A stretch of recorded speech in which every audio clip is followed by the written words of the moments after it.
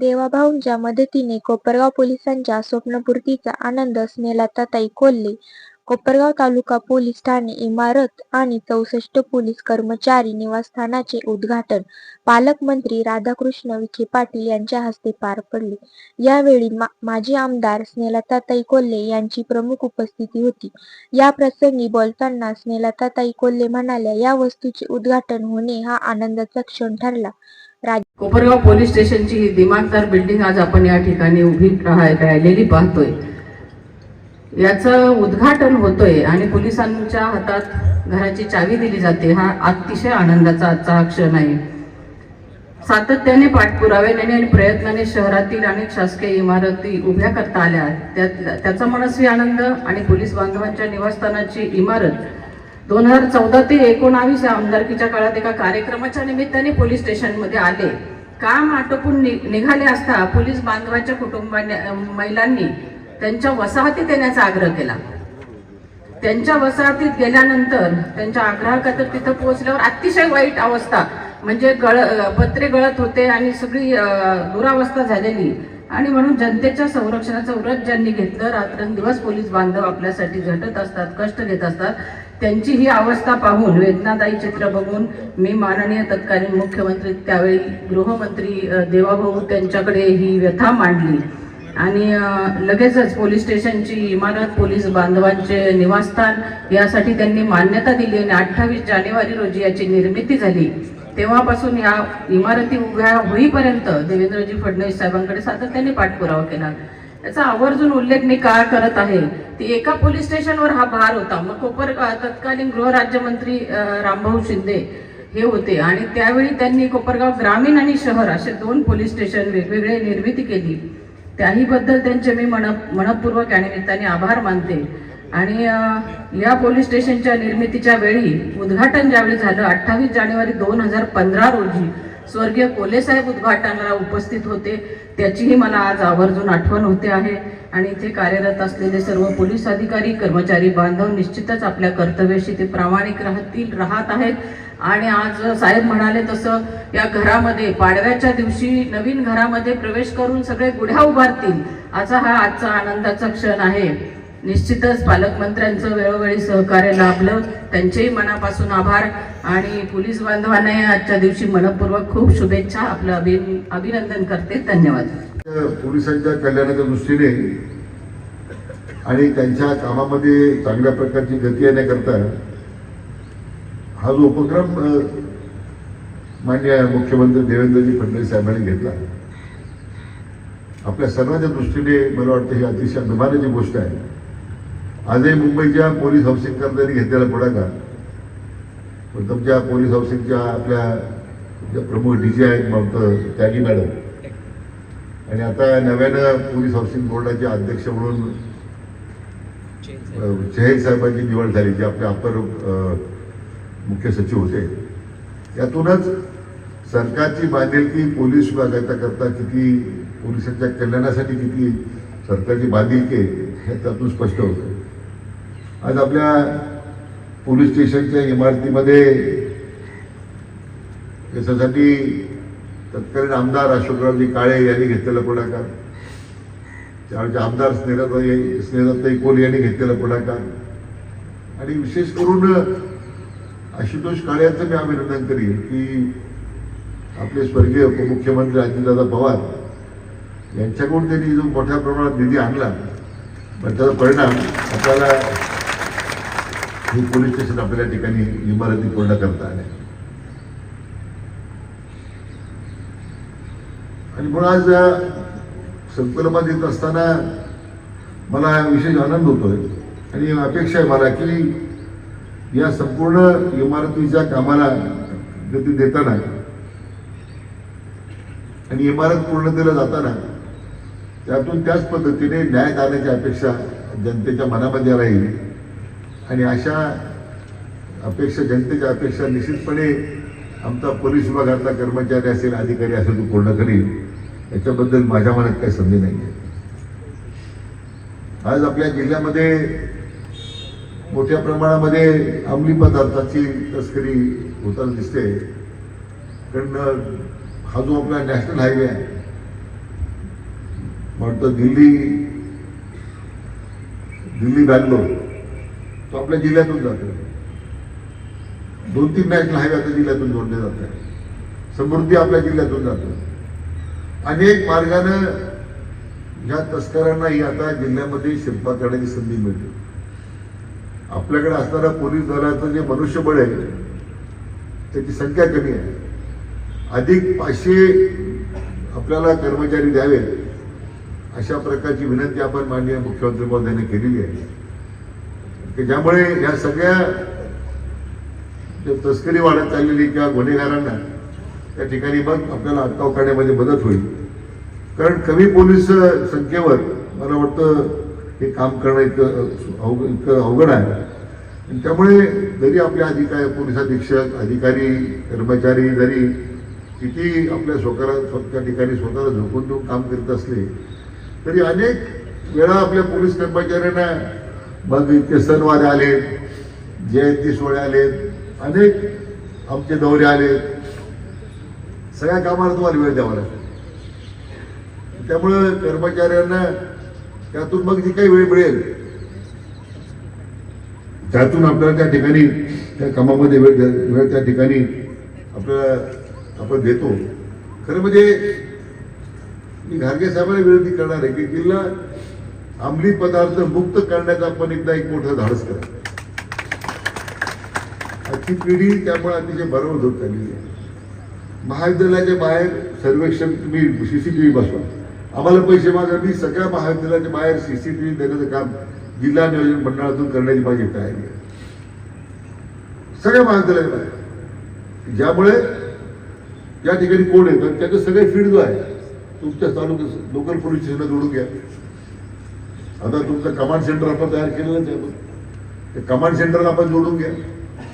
ते 24/7 तुम्ही जर सर्व्हिलन्स वाढवला, ही जी काय धुमाकूळ घातलेल्या लोकांनी अंमली पदार्थ नावाखाली आपल्या जिल्ह्यात नाही सगळीकडेच आहे.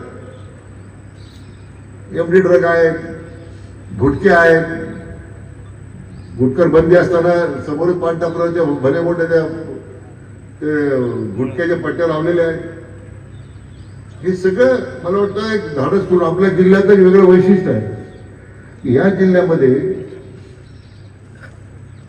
जे काय आपण निर्णय करू, जे काय आपण पाऊल उचलू, मी आपल्या सर्वांच्या जनतेच्या वतीने मी पोलीस अधीक्षकांना खातर देतो तुमच्या प्रत्येक कारवाईला आम्ही खंबीरपणे तुमच्या पाठीमागे आहोत ही तुम्हाला या निमित्ताने मी खातर देतो. ही धाडस करावंच लागेल तुम्हाला. आणि त्यामुळे आज अनेक गावांमध्ये,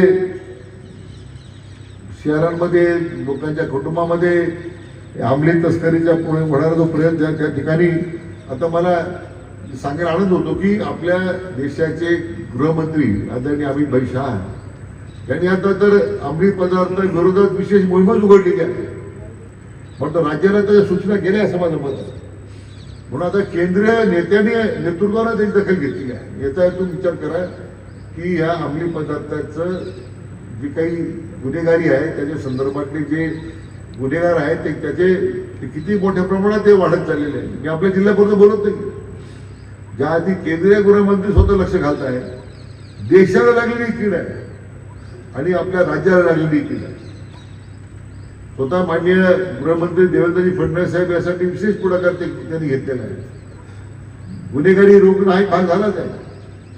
जी काय रोजच्या जीवनामध्ये येणारी गुन्हेगारी तर तिथं आहेच आहे, परंतु अंमली पदार्थासारखी गुन्हेगारी रोखणं हे सगळ्यात मोठं आव्हान आपल्या सगळ्या समोर आहे. आणि माझी अपेक्षा आहे की हे फक्त पोलीस खात्याचंच काम नाही आहे. आपण सगळे राज्यकर्ते जे काम करतोय, जे गावातले सरपंच आहेत, नगराध्यक्ष आहेत, गावातले सगळे कारभारी लोक आहेत, समाजातले वेगळे जे काही समाजसेवक आहेत, आपलं सर्वांचा नैतिक जबाबदारीच आहे की या सगळ्या तस्करीला आळा घालण्यासाठी पोलीस दलांच्या बरोबर आपण त्याच ताकदीने खांद्याला खांदा देऊन आपण त्यांना मदत करण्याची गरज आहे असं माझी आपल्या सगळ्यांनी विनंती आहे. पोलीस म्हणजे काही त्याच्या जादूची कांडी नाही आहे की त्यांनी उद्या ठरवलं काही करता येईल. शेवटी आपण सामाजिक समाज म्हणून सुद्धा त्यांच्या बरोबर जर राहिलो आपण तरच आपल्याला हा सगळा बदल घडून आणता येईल. माझी अपेक्षा आहे की या पोलीस स्टेशनच्या निमित्तानं उद्घाटनाच्या निमित्तानं एक सामाजिक बांधिलकीची जबाबदारी ही आपण त्या ठिकाणी समोर ठेवून पोलीस दलाला सुद्धा आपल्या जनतेनं तेवढंच बोलत असं सहकार्य जर केलं तर मला वाटतं या गुन्हेगारीला अटकाव आणता येईल. ही चिंतेची बाब आहे आणि खरं रोज त्या विषया संदर्भात आम्ही बोलतोय. वेगवेगळ्या स्तरावर त्याच्यावर कारवाई करण्याच्या संदर्भात पोलिसांची कार्यवाही सुरू आहे, परंतु हे थांबलं पाहिजे. एक आर्थिक गुन्हेगारी वाढत जो मधल्या काळामध्ये सिस्पे, नंतर ग्रोमोर, आपलं शिर्डीचं ग्रोमोर शेवगावचं कोणतं होतं, शेवगावचं एक होतं, श्रीगोंद्यात एक मला वाटतं प्रकरण घडलंय. सामान्य लोकांची आर्थिक फसवणूक होते आणि पोलीस दलाच्या मला अधिकाऱ्यांना कर्मचाऱ्यांना विनंती करायची की आपल्या डोळ्यासमोर चाललं नाही. ही जी गुन्हेगारी वाढते ही आपल्या डोळ्यासमोर वाढते, त्यामुळे त्यांना आपण पाठीशी घालण्याचं काम करू नका. आज लोकांच्या मध्ये भीती आहे की आम्ही जर काही तक्रार करायला गेलो कोणाविरुद्ध तर पोलीस त्या गुंडांना फोन करतात की तू ही तक्रार द्यायला आम्हाला झाली आहे, अशी वस्तुस्थिती आहे. लोकांमध्ये भीती आहे की आमचं नाव गोपनीय राहील का नाही. तर मी तुम्हाला सगळ्यांना खात्री देतो की मी आता जिल्हा स्तरावर मी आता हेल्पलाईन नंबर तयार करणार आहे. सगळ्या जनतेने त्या माझ्या नंबरला फोन करायचा. म्हणजे तुमचं नाव कोणी सांगण्याची गरज नाही, तुमच्या वतीने मी ते काम करतो, म्हणजे मग सगळं व्यवस्थित होईल. माझं नाव येऊ द्या, ती मला चिंता नाही आहे. कारण या निमित्तानं आमच्या जिल्ह्यातल्या पोलीस प्रमुखांना मदत होईल, त्या ठिकाणी पोलीस अधीक्षक, अप्पर पोलीस अधीक्षकांना मदत होईल, वरिष्ठ पोलीस अधिकाऱ्यांना मदत होईल आणि आपल्याला करावं लागेल. मला वाटतं मी पोलीस अधीक्षकांना विनंती करणार आहे की तुमच्या कार्यालयात एक तुम्ही हेल्पलाईन नंबर सुरू करा. आपलं जे कमांड सेंटर आपण तयार केलेलं आहे तिथं माहिती मागवा. तुमच्या अपर पोलीस अधीक्षकांच्या कार्यालयामध्ये हेल्पलाईन नंबर करा, व्हॉट्सअप नंबर द्या. आपण माहिती गोपनीय जर ठेवण्याचा जर आपण प्रयत्न केला आणि जर तो गोपनीय ठेवली माहिती, तुम्हाला सांगतो हे गुन्हेगारीला मुश्किल त्यांच्या आवडायला काही वेळ लागणार नाही, 100% काम करता येईल आपल्याला. आपली कारवाईची माहिती अगोदर गुन्हेगाराला करते. वाळू धंदे तेच ना, तहसीलदार गाडी निघाली ते लगेच समोर फोन जातो निघालेच आहे. तहसीलदारचा ड्रायव्हर या ठिकाणी त्या होता काय खबरी होता, तहसीलदारचा ड्रायव्हर खबरी होता, काय सांगणार मला.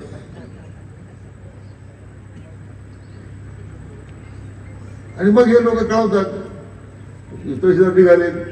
गुन्हेगारीची ताकद आर्थिक ह्या मिळणाऱ्या वाममार्गाने पैशाच्यामुळं त्याची ताकद एवढी वाढत चाललेली आहे त्या समाजाच्या सामान्य लोकांना मोजायला तयार नाही.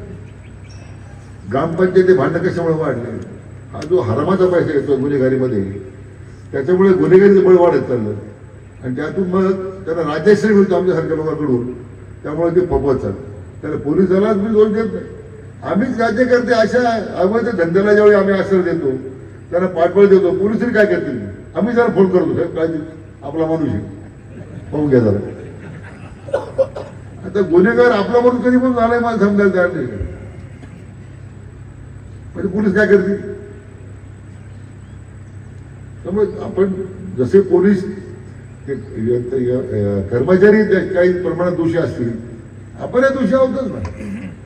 आपणही अंतर्मुखपणा आपण स्वतःहून विचार केला पाहिजे की आपलं काय चुकतंय. सामाजिक व्यवस्था जी आपण निर्माण केलेली आहे त्या सामाजिक व्यवस्थेमध्ये कुठं चूक होते त्याचा सकाळी आपण सगळ्यांनी विचार केला पाहिजे अशी माझी सगळ्यांनी विनंती आहे. एक चांगला कार्यक्रम या ठिकाणी आपण घडून आणला. तर मी सुरुवातीला म्हटल्याप्रमाणे माननीय देवेंद्रजी फडणवीस साहेब मुख्यमंत्री झाल्याच्या नंतर 14 ते 19 मध्ये सुद्धा आणि आताही केवळ आणि केवळ त्यांच्या दूरदृष्टीमुळे आज या संपूर्ण महाराष्ट्राच्या पोलिसांची निवासस्थानं असतील, पोलीस स्टेशन असतील, त्याच्यामध्ये पूर्ण आता कायकल्प होतो.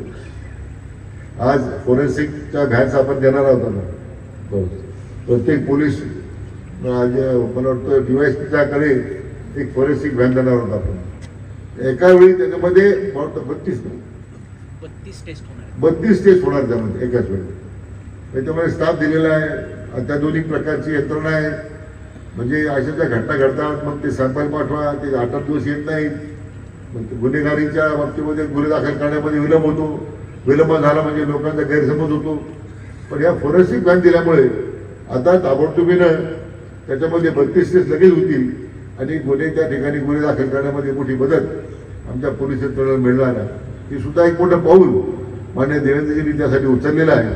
त्यामुळे तपासाला गती मिळेल आणि लोकांना अधिक प्रकारचा चांगल्या पद्धतीचा न्याय देता येईल अशा प्रकारची या निमित्ताने अपेक्षा व्यक्त करतो. कोपरगाव तालुक्याचे आमदार आशुतोष काळे, नगराध्यक्ष पराग संस्थान, गोदावरी दूध संघाचे अध्यक्ष राजेश परजणे, गौतम बँकेचे चेअरमन संजय आगवान, पतसंस्था फेडरेशनचे अध्यक्ष काका कोयटे, महानंदाचे माजी संचालक राजेंद्र जाधव, शिवसेना जिल्हा प्रमुख नितीन आवताडे, कोल्हे कारखान्याचे उपाध्यक्ष ज्ञानेश्वर परजणे, कृषी उत्पादन बाजार समितीचे चेअरमन साहेबराव रोहम, संभाजी काळे, विश्वास महाले, अरुण येवले, पोलीस अधीक्षक सोमनाथ घारगे, अप्पर पोलीस अधीक्षक सोमनाथ वाकचौरे, उपविभागीय पोलीस अधिकारी अमोल भारती, शहर पोलीस निरीक्षक रामकृष्ण कुंभार, ग्रामीण पोलीस निरीक्षक संदीप कोळी यांनी आभार मानले. संघर्ष न्यूज प्रतिनिधी सोमनाथ डफाळ, कोपरगाव.